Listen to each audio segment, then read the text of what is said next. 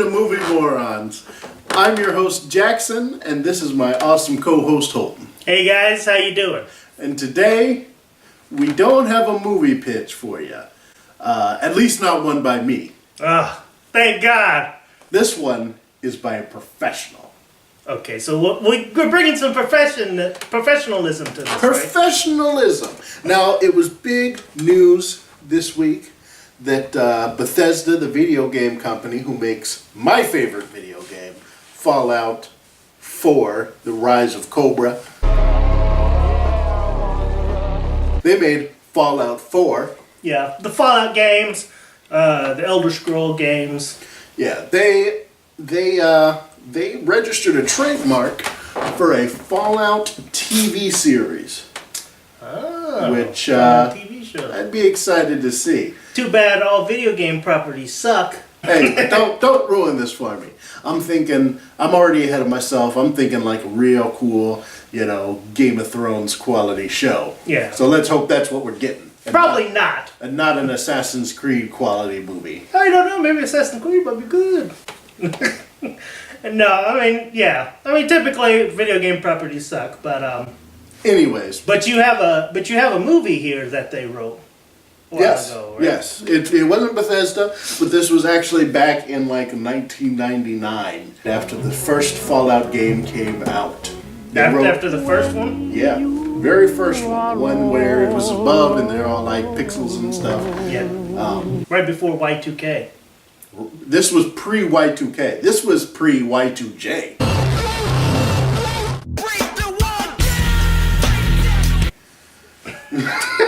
But anyways, they made this movie. I checked it out.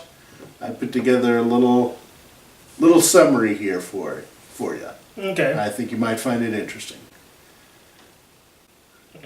Okay, the movie starts out, and you've got a hero, and his name in the script is Hero, because they didn't have a name yet.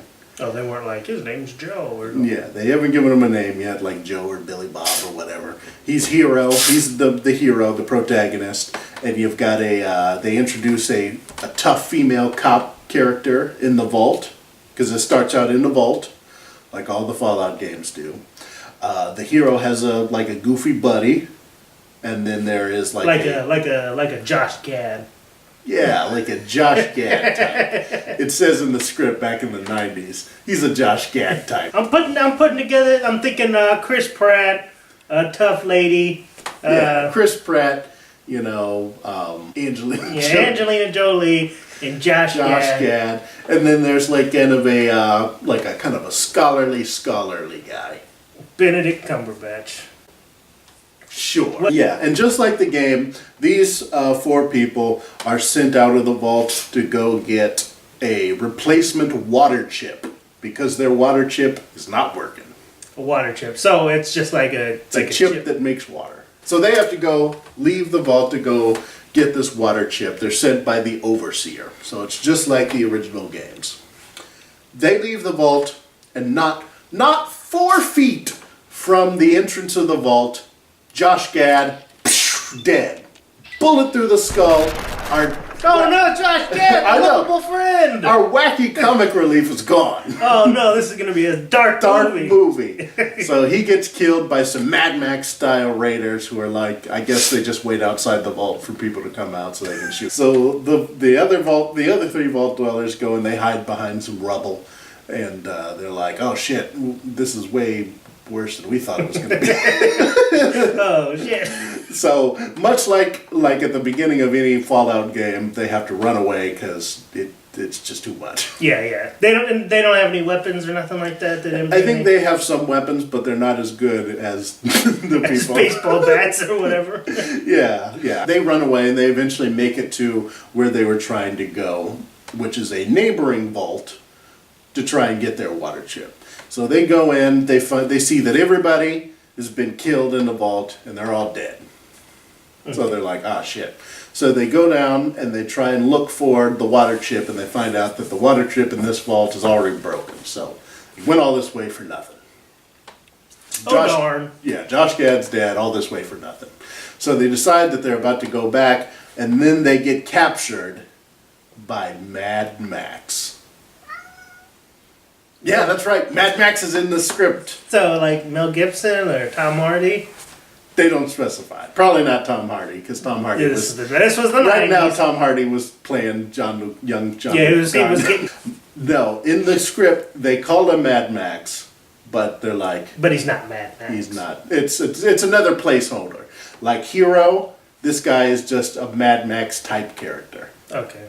But he's kind of more like Han Solo. But sorry, Tupac, he's not Mad Max. He captures them, and he's like, hey, you guys are looking for a water chip. I'm looking for this other piece of technology called a GEC, the Garden of Eden Creation Kit, which is an important piece of technology because it turns a barren wasteland into a luscious paradise or whatever. So he's like, your vault has a GEC.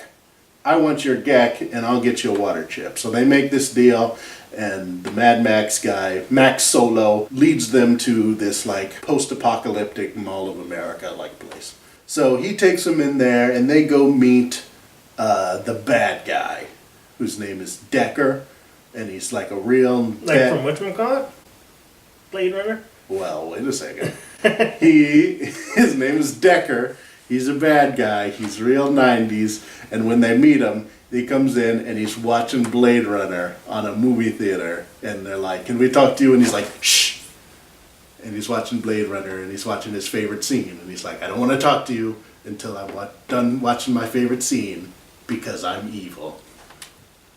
So they're like, this guy can get you a water chip. And he's like, yeah, I'll give you a water chip if you give me a man and a woman from your vault. I want the female cop and I want one of you two dudes. And they're like, well, because they have pure genetics or whatever, because their genetics aren't tainted by the radioactive. By the radiation. Yeah. So he wants them so that they can do some experiments on them or whatever. So they're kind of like, well, this is a bad deal. But they decide that they're like, okay, well, we'll give it a night, we'll think about it. And then they go back. A lot of bullshit character development happens. Where like, the female cop and the Han Solo guy kind of, I think they bang or something. And the hero guy, just some boring shit. He just like sits there. Yeah, he just sits there while his his female lead gets banged by Han Solo. Hey, get out of here. Nobody said they wanted you in here. She was so riveted by the story. She was so riveted by this movie pitch. Put her back there. So yeah, they bang.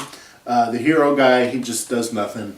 And while this is happening, Benedict Cumberbatch, the scholarly scholar guy, goes behind their backs and sells them out to Decker. And he's like, you take those two, I'll take a bunch of water chips and a bunch of guns and stuff. And so he double crosses them, and then they come and they get him and they're like, well, he double crossed you, and they try and take him back to their base or whatever. So what about the Mad Max guy? He pulls out a gun, he puts it to the female cop's head, and he's like, I'm double crossing you too. I want Decker to give me the GEC, or else I'll kill this woman, and then you won't have all the clean genes or whatever. Okay. So that makes sense. It's a double crossing. I mean, it doesn't, but okay. It's a double crossing jamboree is what's happening. Okay. So Decker is like, all right, he gives him the GEC, and then he takes all three of the vault dwellers, and he gives them over to the master, who is. So wait. I'm getting confused by that. Because you're saying, okay, so did the scholarly dude double cross them and then leave?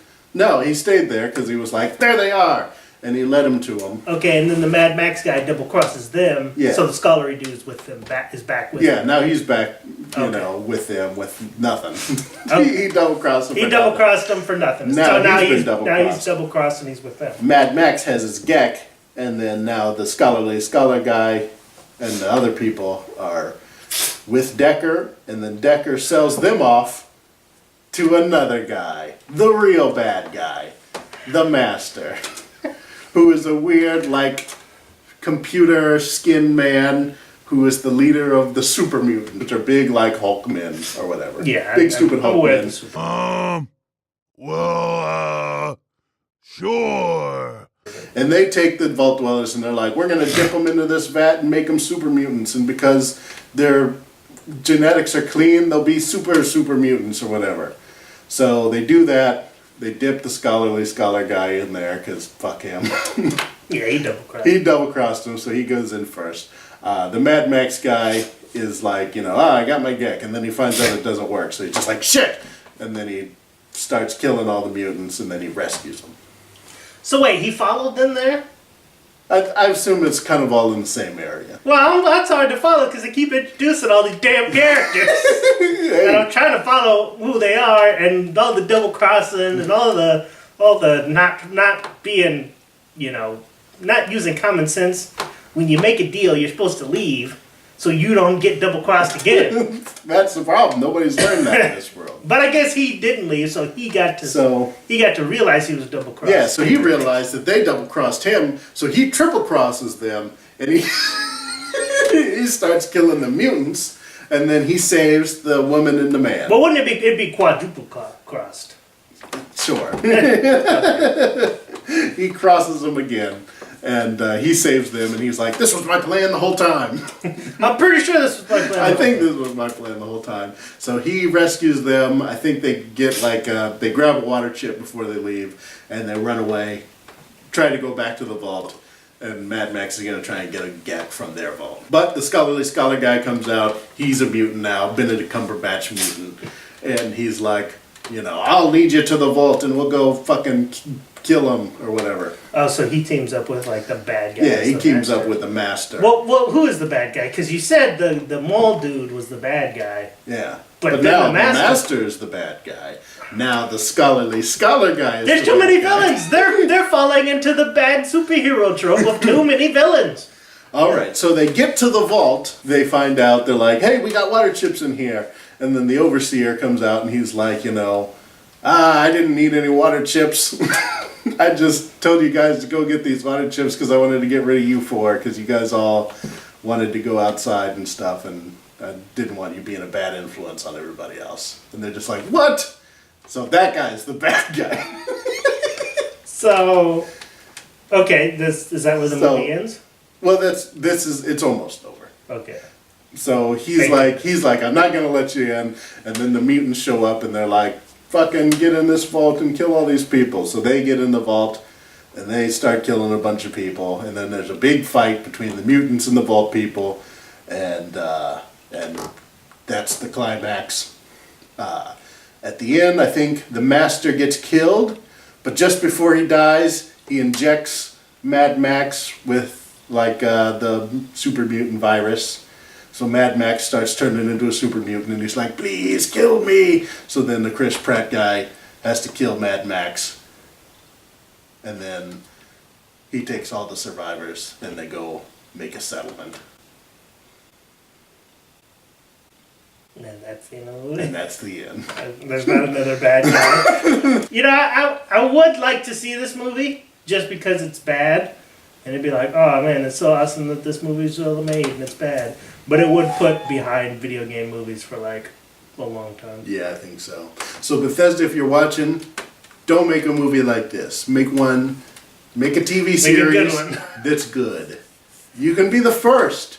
You can be the first. You have the power to be the first people that make a good video game media crossover thing. Well, this has been another... Oh, were you going to sit up? I wanted to, but I just can't think of anything. I'm just so perplexed by this bad movie. I just want to say something, but I just don't know what to say.